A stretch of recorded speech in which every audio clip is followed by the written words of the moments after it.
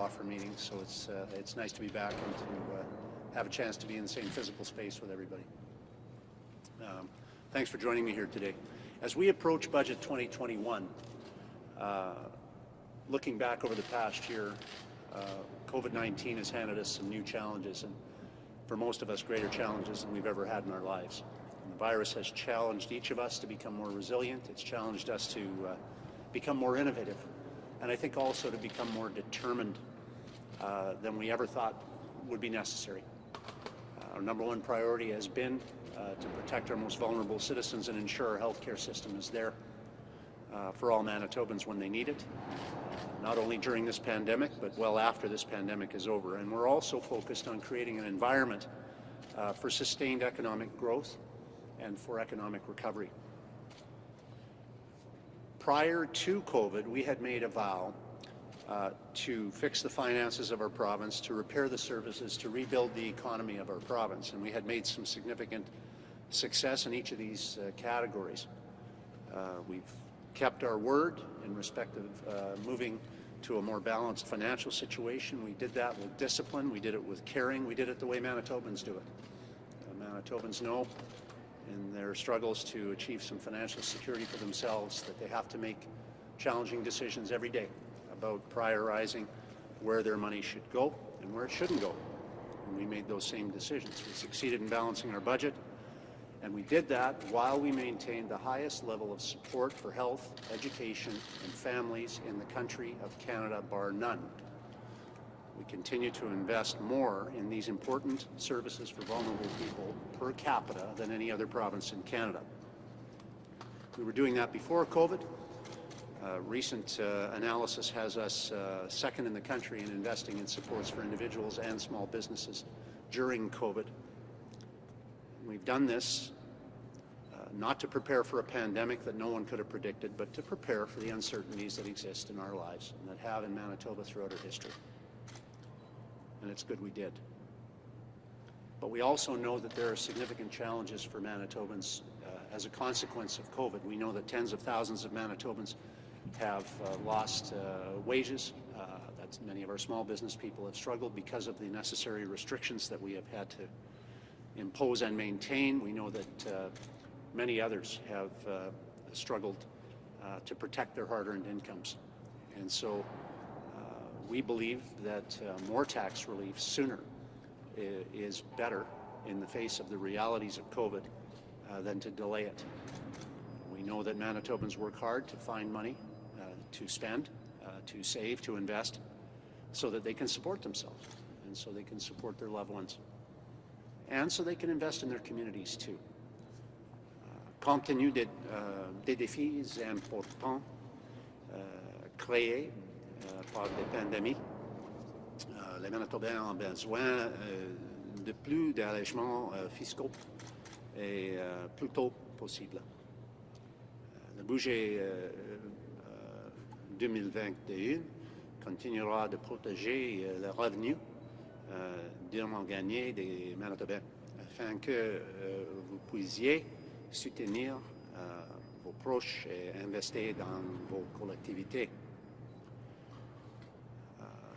Manitobans had years of enduring some of the highest taxes in the country and of experiencing some of the fastest rising taxes in the country as well. But since we took office in 2016, we have remained steadfast in our commitment to lessen that burden, not to make it less affordable, but more affordable for Manitobans, especially for those in need. In 2019, we introduced the concept of the 2020 tax rollback guarantee. That 2020 tax rollback guarantee we committed to would save the average Manitoba taxpayer $2,020 over the next 4 years. The guarantee was our promise, our way of saying we were dedicated to making life more affordable for Manitobans and for their families, not less affordable. And that commitment is what we have fulfilled through measures such as reducing the provincial sales tax from 8% to 7%, indexing the basic personal amount, the amount at which you, when you exceed it, you begin to pay taxes, is now indexed to the rate of inflation. indexing personal tax brackets as well. So the concept of bracket creep, which causes you to move faster into a higher tax bracket, has been eliminated here in Manitoba. We've removed the PST on your home insurance, a fundamental necessity for families. And we've removed the PST on professional tax preparation. Bad enough you have to pay the taxes, let alone pay the PST when you pay the taxes. We have also removed probate fees, and we've removed the PST off the preparation costs on wills as well, to encourage Manitobans to prepare and to keep money with families when someone passes. In addition, we have reduced vehicle registration fees. We have removed the PST on, or will be removing the PST on personal care services such as haircuts, salon visits. And we have announced our intention to begin phasing out the education property tax. I keep my word. We need a government that values its word and keeps it. And I'm proud to say that to date we've implemented all but those last two measures. And so today I am pleased to announce, as part of Budget 2021, that we will begin the process of removing the PST on personal services. That'll happen later this year, and we'll begin to phase out the education property tax as well. Phasing out the education property tax, and we are one of the only jurisdictions in Canada that allows local rate setting, tax setting, and that depends as much as we do on taxing people on their homes and properties.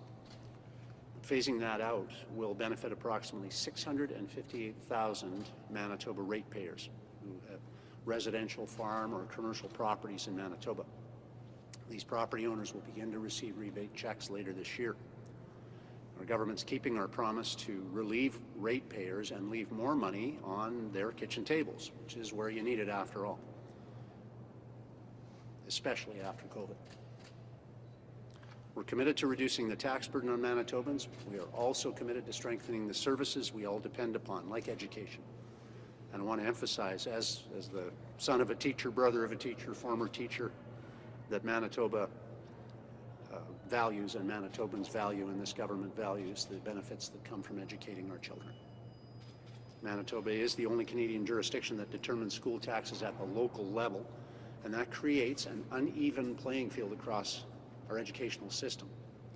And as we phase out of the education property tax, we'll ensure a better system is in place to fund Manitoba's education system that puts all our children in an advantageous position, not just some of them. As we announced earlier this year, we're going to provide transitional support to our school divisions during this time of dynamic change. It is a challenging time, and I thank all our administrators and teachers for their understanding as we move through to a better system. Committed to making sure that our schools, who already receive record levels of funding from our government, have the resources they need to deliver a great education to Manitoba students. And that's why our Better Education Starts Today strategy is going to be supported over the next 4 years by no less than $1.6 billion of additional investment in education. En tant que gouvernement, nous dirigeons le pays en matière de soutien aux soins de santé, à l'éducation et aux services sociaux. C'était le cas avant COVID, tout au long de COVID. Nous promettons que ces investissements se poursuivront longtemps après COVID. As a government, we lead, and we are proud to continue to lead in supports for healthcare, education, and social services. That was the case before COVID, throughout COVID, and we are intending to continue with that record as we move past COVID. I look forward to your questions. When you talk about phasing out, how much less can Manitobans expect this year for education taxes on their property taxes? Yeah, the Finance Minister will be doing presenting the budget next Wednesday, so the details will be presented within the budget itself. How long is it going to take to phase it out completely? We committed when we introduced the concept of moving away, as most other provinces have done, back in the 19 election, which seems a decade ago now, year and a half ago, to phasing out the education tax on property over a 10-year period once we balance the books. We balanced the books. Today I'm announcing we're keeping our province to begin phasing it out, and the Finance Minister will say more about the schedule next Wednesday.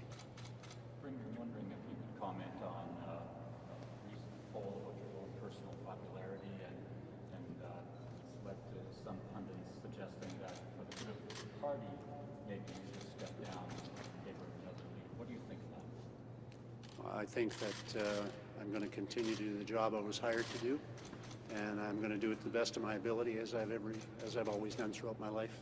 Whenever I've taken on an assignment, I do it to the best of my ability, and I'll continue to do that. I'm very proud of the work of our government. I'm very proud of the work of our team prior to COVID and during COVID in particular. And I understand these are difficult and challenging times for all Manitobans. That's why I'll be continuing to focus on this pandemic. You said a retirement date. I think you and I will probably retire about the same time.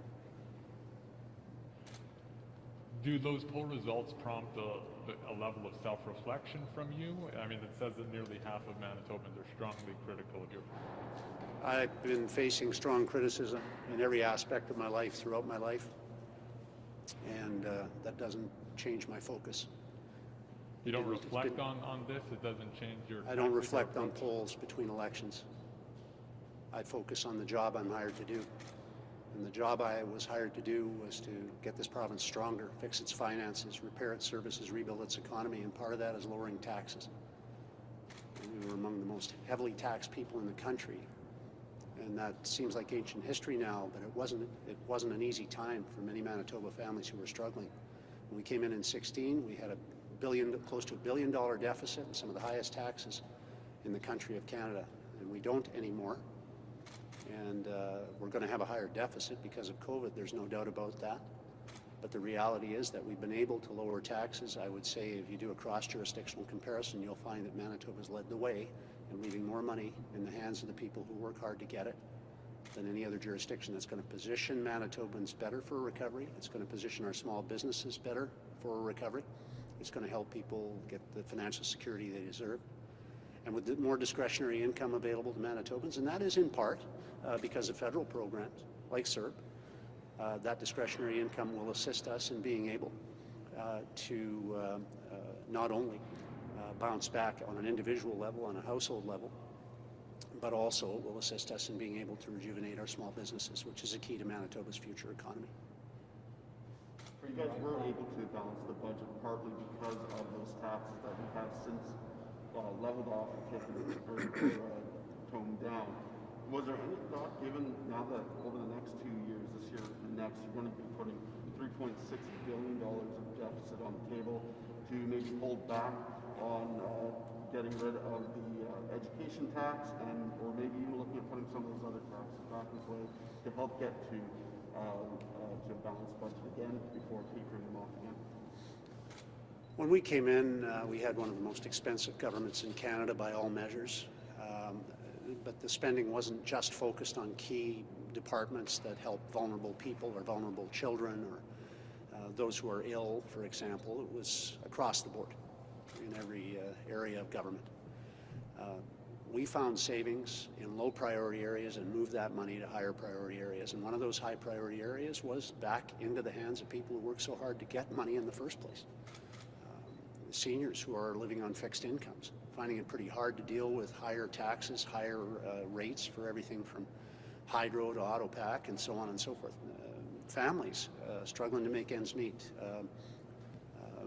Small businesses as well that were victimized with more red tape and higher taxes than most other businesses and small businesses in other parts of the country. So we faced up to the challenge of addressing some of those issues, and there are more that need to be addressed as we move forward. But I think the fundamental difference perhaps between us and say the opposition or the previous government would be that we understand that higher taxes hurt and that they hurt real people.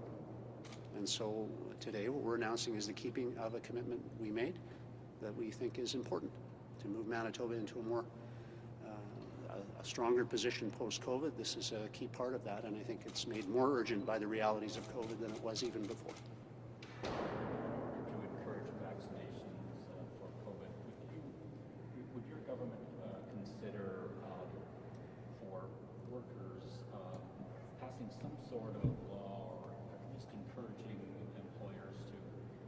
grant them time, grant workers time off during the workday to get their shot, as opposed to them perhaps losing pay, like something similar to, you know, the laws around voting and giving people 3 hours to pay or several hours to vote. Is that something that you would consider? It is important that we have as many people as possible vaccinated as soon as possible. This herd immunity concept has to be in all of our minds, and I'm interested to I've just learned about some of the incentivization that's going on in some of our northern communities, Indigenous communities. So I wouldn't close the door on some opportunities that we could pursue to, beyond the advertising we're already doing, of course, to get more people to get vaccinated. I think for the most part, I would hope that Manitobans understand this is the right thing to do and it's the safe and smart thing to do. But we'll see how it goes, and we're not closing the door to other possible incentivization. Would you encourage employers to not deduct pay for someone who, let's say, at 3 or 9 in the morning on workday has a, you know, a date with a vaccine at the convention center? Well, I might, and I think also that the Chambers of Commerce, for example, have already been seeing that from their members and perhaps are adding their voice to that in not too distant future. It's in the best interests of small businesses to have their employees vaccinated, and that gives the added assurance to customers when they come in that they'll be safe and protected. So, you know, again, these are measures that may need to be employed, additional measures may need to be employed. We want to make sure that we get as many Manitobans vaccinated as quickly as we possibly can. Manitoba has, I guess, thousands more supply of vaccine that it could be doing on a daily basis. Who then is at fault for our, you know, the daily delivery of vaccine that just isn't at the level that it could be? Well, I think our vaccine team's doing an incredible job. I think there's some misunderstanding. There's briefings that are available, and I'd encourage all journalists and column writers to attend those briefings, and they'd be aware of the flow nature of vaccines, that it isn't a bad thing to have vaccines in fridges for a time. That's where they are stored. We're going to have thousands of vaccines made available in just the next 5 days. I think we're going to increase by close to 23% over our year-to-date total. That's in the next 5 days. We'll increase by 23% our total number of vaccines. We are a province that is in part northern and rural, and so there naturally are going to be vaccines stored until they're able to be made available. We've worked very diligently with our Indigenous partners. I'm proud of the relationship that has been strengthened through that process, and I thank them and the federal representatives that are part of that discussion for strengthening that. We got some bad news earlier today that some of the Moderna vaccines will be delayed somewhat. But you know, we're dealing with a dynamic, once-in-a-lifetime situation, and I just want to continue to offer my assurance to Manitobans that our vaccine team is doing its absolute best to get the job done for Manitobans.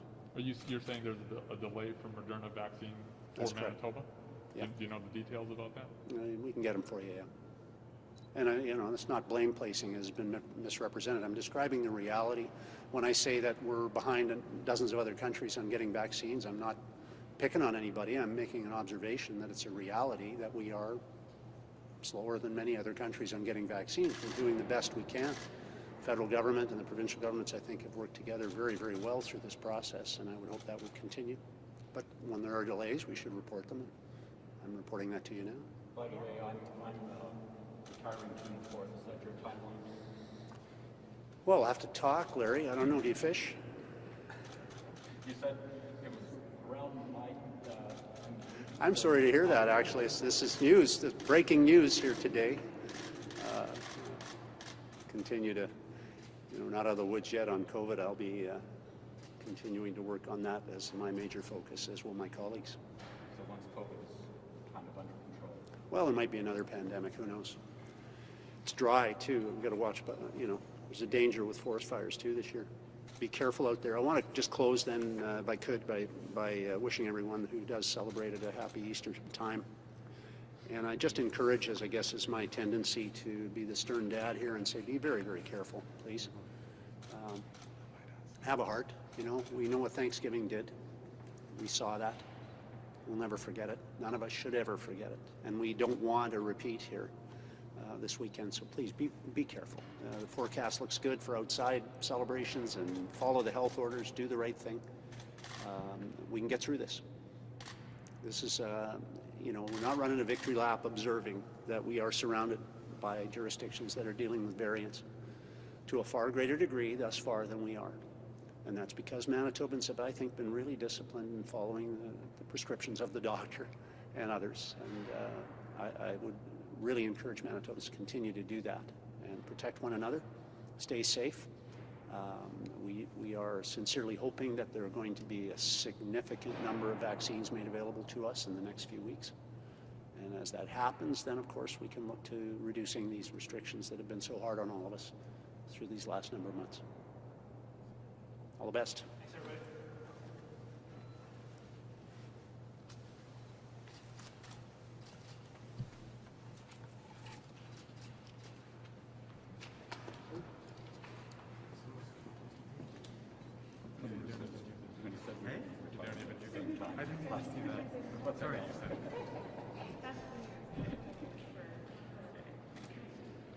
You're done?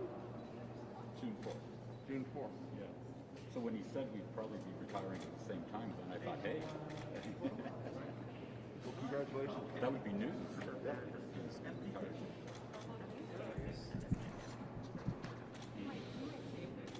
Yeah. He respected it.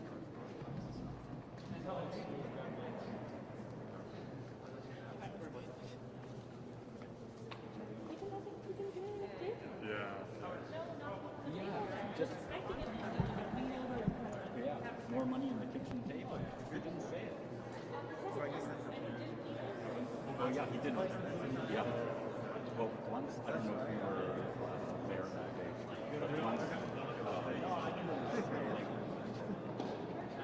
No, yeah, that's where that was during their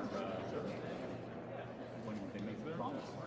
But once you know how he has that big cave in his office, and we have to scrum around there, and just after the election in 2019, he had a professor in there.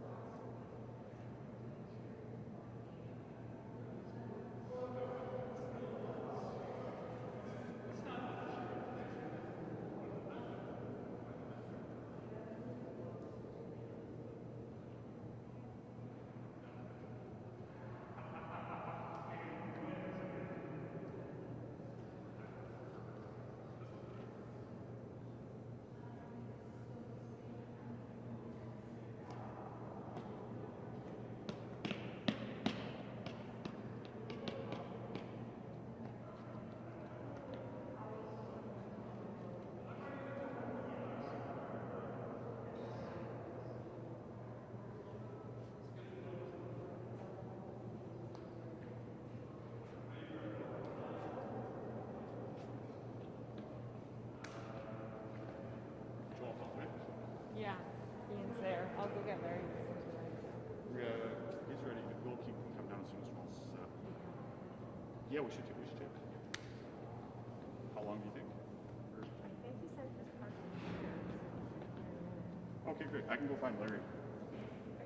Yeah? Okay. 11:45? 11:50? Yeah. 11:50, yeah. Like, we can get it going real quick.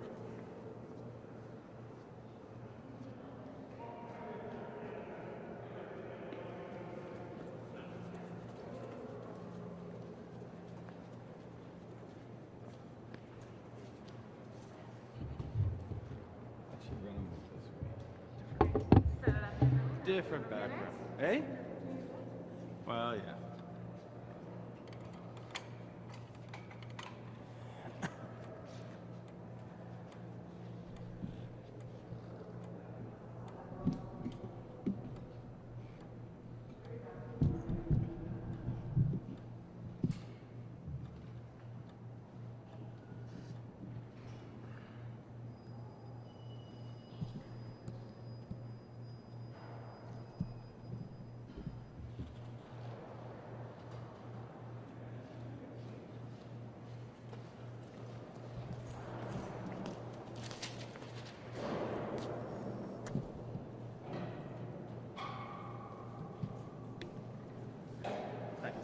You know, if you move the mic about 3 feet this way, I can do the scrum sitting down. This is very true.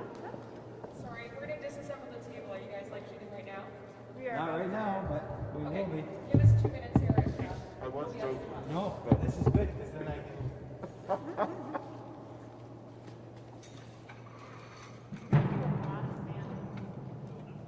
I have a bum leg right now. Actually, I have an appointment to get it checked out. So I wasn't just being lazy, but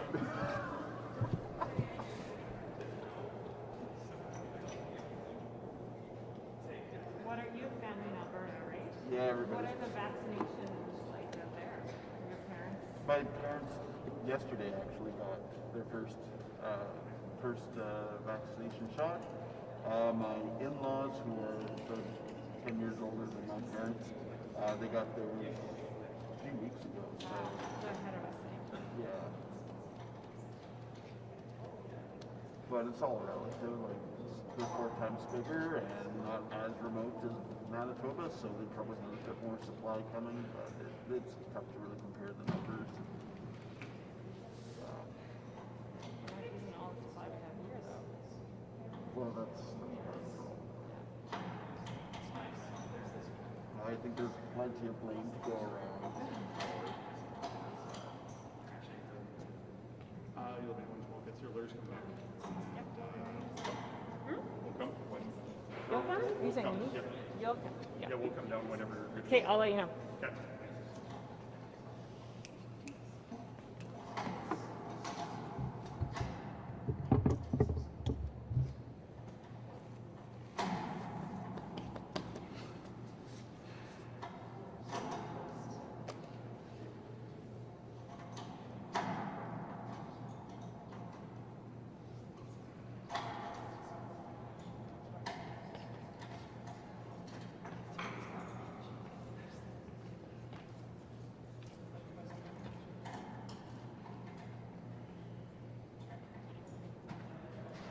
So when you're writing today, will you be in the Saturday newspaper? No paper on front? I guess so. I didn't really think about that. It's going to go online. Yeah. And I'm writing. I got a few other things I'm writing specifically for the weekend. Okay. I didn't think, but I guess yeah. Yeah. Oh yeah. Bob hasn't come yet. Thank you. Well, when he said, I'll probably retire at the same time. Then I got,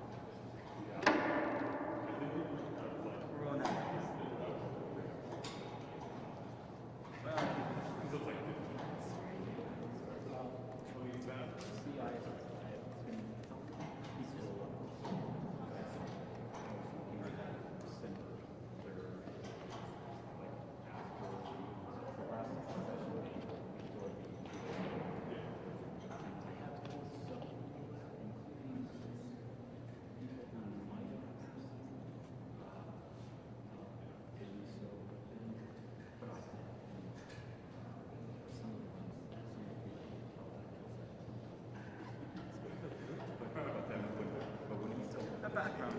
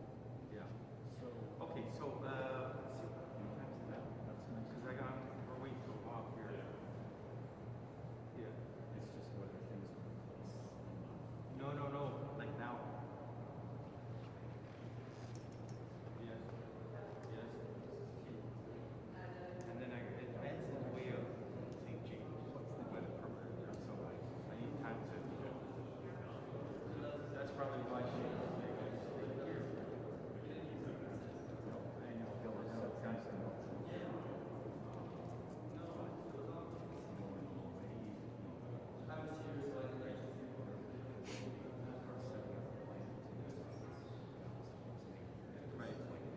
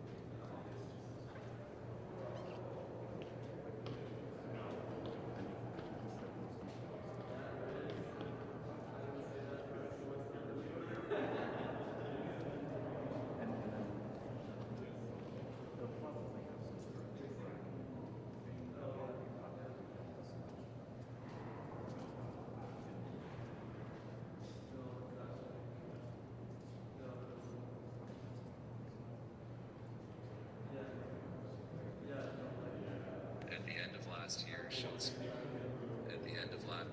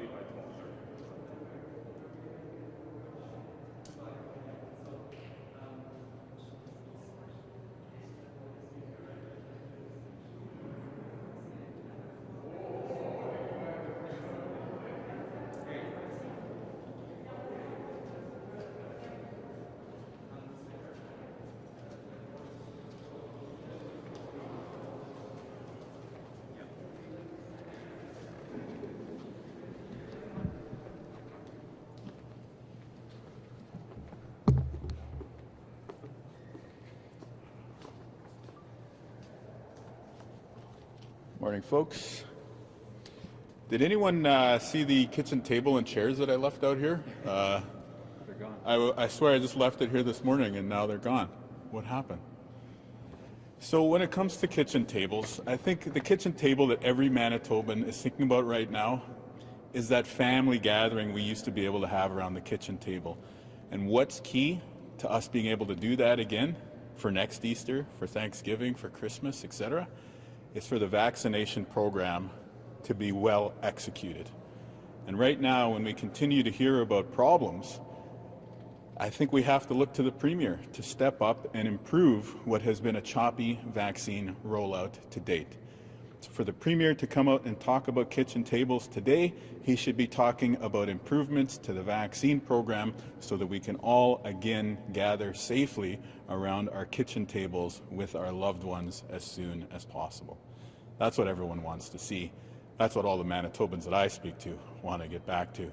So let's have a successful vaccine rollout, and that's got to be job one right now. Job one right now shouldn't be figuring out a new way to mail out checks to people. It shouldn't be freezing people's wages, as we put a press release out on today.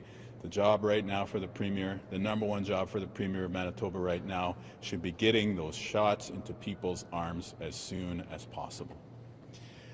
So moving past that, I did want to draw attention to this letter that we shared publicly. This came from the government to the trustees and school divisions, who the government is in the process of trying to cut right now, but just ordering them to put in the wage freezes on the people who work in schools, the EAs, etc. So I think just at a surface level, to me, it doesn't make sense for this letter to go out right now. You're talking about freezing the wages of the people who have to clean the schools during the pandemic when we're asking them to do so much more.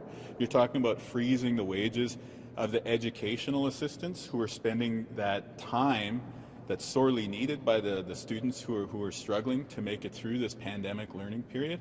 I think it's the wrong approach, and it signals another part of what is going off the rails with the Conservative approach to education, that they're focused on the bottom line of money, not the bottom line of what's actually going to help the students in the classroom. So again, we're calling this out because when you look at that $4.2 million cut to education funding that we shared in question period, week before last, I believe. When you look at this letter, ordering a wage freeze as they're in the process of dismantling the school divisions, to me, it shows that what Bill 64 and this education reform is going to be all about is just cutting costs, not actually helping kids in the classroom, not actually helping to improve our province by giving the students the support that they need.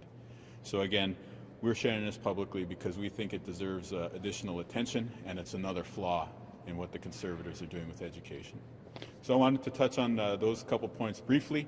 Happy to address those or other issues in greater detail if you folks like. The Premier reiterated they'll be putting another $1.6 billion over the next 4 years towards education. How do you respond to that? What we saw them do this year is that they cut education by $4.2 million. So again, the Premier can make his announcement, but what we've seen over his time in office is that his actions are always about cuts. We did hear a little bit about the education property tax announcement.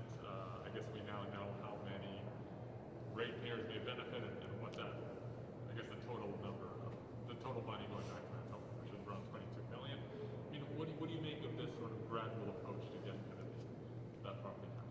Well, I think Manitobans should be very clear-eyed about what's happening, which is that this is going to result in more cuts in the classroom. You have to only look at the letter that we've released today, which is going to cut the salaries in terms of what these education employees can actually buy at the store next time they go to it. You only have to look at that cut to the operating grants that they gave to schools to guess that what is going to happen when they review education funding is that it's going to mean more cuts in the classroom. So again, I'm open to revisiting how we fund education in Manitoba as long as it results in more supports for the student and more supports for the classrooms. But I think we know when we look at Mr. Pallister and the PCs, we're not going to get that. Instead, we're just going to get cuts. It seems the government is sticking to its promise of $2,000 in tax savings over 4 years. Is this the time to be cutting taxes and then trying to pay back like a big COVID-related debt? The deficit? Yeah, I think that right now the job of government during this recession, which is resulting in the deficit, the job of government right now is to be investing in Manitobans and to ensure that we can move to an economic recovery. When we're talking about the affordability for the average family out there, what has this government actually done? Today they're announcing, some very, very niche tax programs and patting themselves on the back for that. But what were the big moves that affected everyone during the pandemic?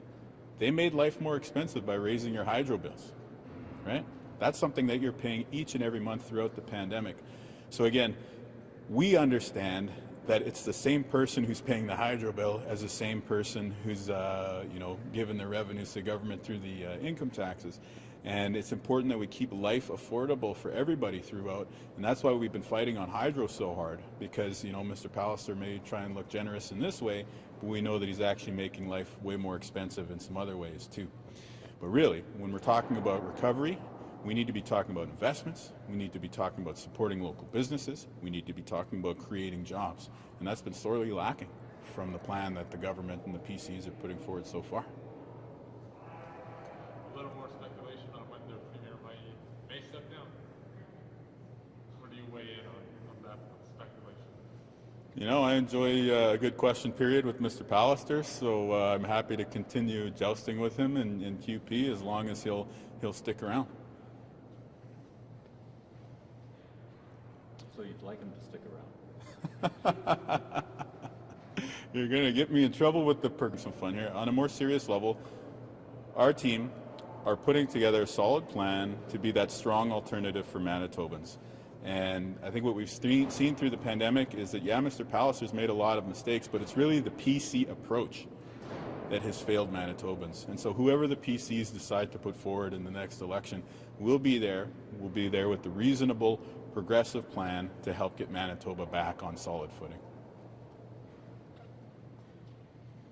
Alors, juste finalement, pour ajouter en français, aujourd'hui, nous avons partagé cette lettre qui montre que le gouvernement conservateur est toujours en train de forcer ceux qui travaillent dans le système d'éducation d'avoir des coupures sur leur salaire. Et pour nous, ce n'est pas correct. Il y a tant de besoins dans les écoles avec ceux qui travaillent là-bas, soit pour nettoyer, soit pour travailler avec les étudiants pendant cette période du pandémie, qu'il devrait avoir plus d'appui pour ceux qui travaillent là. En même temps, ça nous montre, avec cette lettre, avec les coupures et les compressions budgétaires que nous avons déjà vues de 4,2 millions de dollars cette année, qu'en regardant à l'avenir, avec le projet de loi 64, que ça va toujours être une approche de compression et coupure avec ce gouvernement conservateur. Pour nous, nous préférons plutôt une approche qui donne plus d'appui aux étudiants dans la classe, qui donne plus d'appui pour le système scolaire ici en Manitoba. Merci beaucoup. Thank you. Just keep that up front.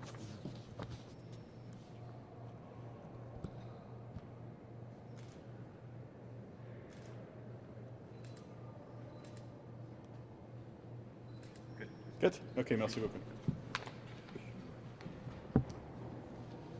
I heard you cornered him, Mr. Well, he said, fire the state. That's going to be your new headline. Congratulations. Larry, I'm going to be very sad to see you go. I am. I really You am. have more to say. No, that's it. That's it. All right. Thank you very much, everybody. No, so I know the Premier made an announcement today about property tax rebates. Look, we expressed our concern.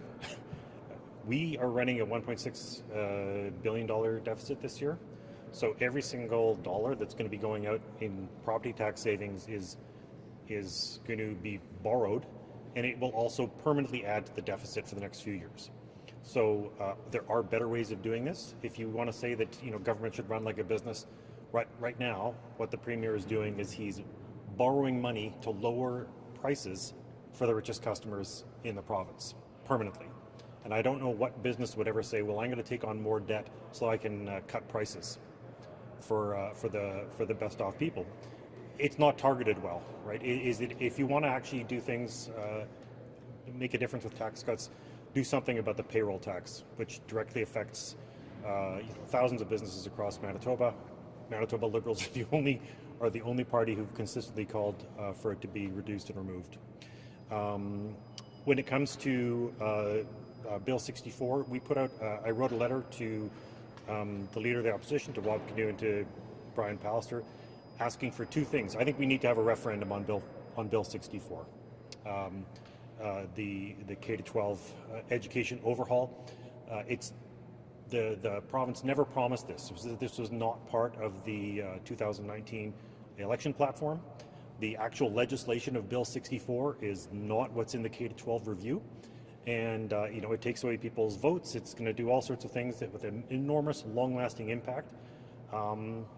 The Premier he says he believes in referendums. He thought there should be a referendum for a 1.1% increase in the PST. If we're going to have a referendum on that, we should certainly have a referendum on Bill 64. We've called for two things. One, we've launched a petition for people to sign if they believe that there should be a referendum. The second thing is that we would actually have to have all-party agreement to put through referendum legislation. The Premier, they've already introduced this. It's died on the order paper a couple of times. But we could pass referendum legislation in an emergency setting right away and then get set up for a referendum on whether Manitobans really want this change or not. And I don't know if there are any other questions. It's a bit of a slippery slope if we have a referendum. The government wants referendums on all, expensive projects, and now choose this bill. Like, where do we draw the line? Well, look, some of it is that it's designated in the law, right? So right now it says you can't privatize hydro, you can't privatize MPI, and you're not supposed to raise taxes without a referendum. But this, it is. I recognize that it's for extraordinary purposes, but this is an extraordinary bill. Right? This is a bill that's going to that, against the advice of the K-12 review, is going to scrap elected school boards. It ignores the advice of thousands of parents and educators who were consulted, and is going to have a massive effect on every single community in Manitoba. So I don't you don't need a referendum for everything. There's a reason why we have a government here. But for a bill like this, where there was no commitment, the PCs never talked about this when they were elected in 2019, and it needs, I think they need to justify passing it with a popular mandate, because I don't think that they can't just say, well, we get to do whatever they want, or they get to do whatever they want because they were elected. That's not how it works. It is a massive bill that will permanently reshape education in Manitoba. It's not something that should be entered into lightly, and that, I think, justifies having absolutely, without question, justifies having a referendum, because the costs are also colossal as well. Any other questions? Anything else? Maybe a clip in French. OK, en français. Alors, il y a deux choses. M. Pallister, je ne sais pas pourquoi il est en train d'annoncer les impôts. Je pense que chaque fois qu'il annonce une réduction d'impôts, c'est toujours lui qui bénéficie. Alors, ça paraît que c'est une bonne idée, peut-être, d'avoir des diminutions d'impôts de propriété pour l'éducation. Mais on a un déficit de 1,6 milliard de dollars. Chaque dollar qu'on va ajouter pour les impôts d'éducation, on emprunte. On va payer l'intérêt on va emprunter tout cet argent, on va payer l'intérêt pour tout cet argent pour donner, pour la plupart, aux gens qui ont déjà possèdent plus pour qu'ils peuvent payer moins d'impôts. Ça ne fait pas bon sens quand on a un déficit, quand on a une dette énorme. Alors, c'est comme M. Pallister et les autres disent qu'il faut avoir un gouvernement qui marche, qui fonctionne comme une entreprise. Pourquoi est-ce qu'il y a une entreprise qui va emprunter des millions de dollars pour réduire les taux pour les gens qui payent le plus? Ça ne fait pas de bon sens. C'est pas bon pour l'économie, c'est pas bon pour le gouvernement, pour le déficit ou la dette. Il y a des meilleures façons d'aider l'économie que de faire ça. Parce que ce n'est pas seulement une question de ce qui va, ça va être un coût qui continue et continue chaque année. Ça change parce que ce n'est pas les gens qui payent les taxes de propriété qui vont payer, c'est les autres gens qui payent les taxes pour les impôts pour travailler. La deuxième chose, c'est qu'on a demandé aujourd'hui, j'ai écrit une lettre à Wabkanu et au Premier ministre Pallister pour demander un référendum sur le projet de loi 64. C'est ce que le gouvernement a proposé. Il y avait des recommandations du K-12 Review, mais ces recommandations ne sont pas dans le projet de loi 64.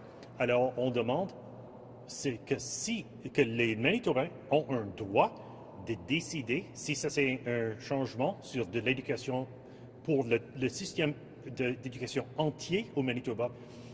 Les Manitobains ont le droit de décider si c'est quelque chose qu'ils veulent, oui ou non. Parce que ce n'était pas promis comme par la plateforme des conservateurs en 2019. Les recommandations dans le projet de loi ne sont pas les mêmes que des recommandations des parents et des gens qui travaillent dans le système d'éducation. Ils les ont ignorées quand ils ont préparé le projet de loi. Alors, M. Pallister, il a dit qu'il aime avoir le référendum. Il pensait que c'était important d'avoir un référendum pour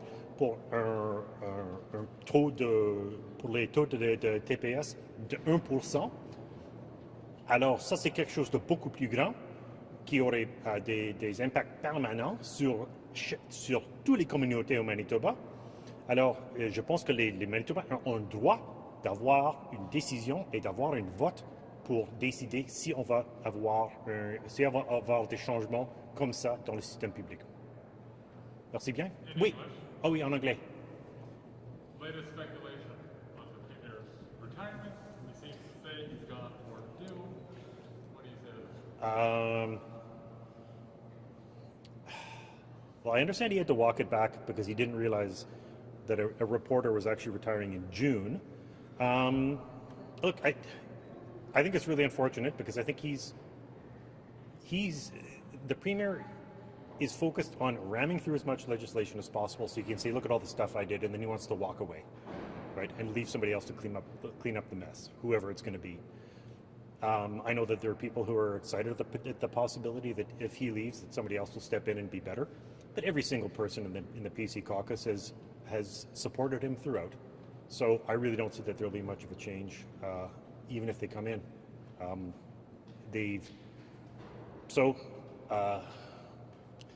I don't know. I mean, the one thing I would say is that I would certainly welcome a by-election. When you say that it's unfortunate, are you saying it's unfortunate that he's, introducing so much legislation and then not seeing it through personally? Well, no, I think his priorities are wrong. I think the Premier treats politics like sports, and he treats it like it's a. He wants to treat his record as just being a bunch of stats in a softball tournament. Look at all the things I did, but he's far more concerned about his own accomplishments and not the impact of what those things are, right? So he just wants to be able to say, look, I got elected twice, and look at all the amazing things I did, and then walk away, because he ultimately does not have to live with the consequences of any of them, right? The one thing I was going to say earlier about every one of his tax measures, I don't know that he has ever introduced a tax measure that he hasn't personally benefited from. Whether it's property taxes, a PSD cut on insurance, cuts to small business income taxes, every single one of those. I don't think the Premier has ever introduced something that would actually benefit, that doesn't benefit himself personally. So if that were to change, I think that would be positive. But I think that this is still this is a government that's driven by ideology and by cutting and pasting stuff from right-wing corporate corporate think tanks in the U.S. I don't see that will change under anybody else. Are you still doing a presser at 1:30, or is this? We can do this one. I mean, I don't know if there's anyone else who wants to show up. What do you think, Colin? Yeah, I mean, we'll still be there at 1:30, but we did cover the material here. If there's we'll be there at 1:30 if there's. Is there going to be anything new to that? No. Do you think? No. We'll be saying essentially what we were saying here. Okay. So it's just whether you stick around for it or not. Yeah. If there's no further questions, I would say no. That would suffice. That presser. But for anybody else, we will still be there at 1:30. Yeah. If there's any, you don't have to. There'll be nothing. I don't think there'll be anything new for you. If there's anyone else who missed out today, we can do something else. okay.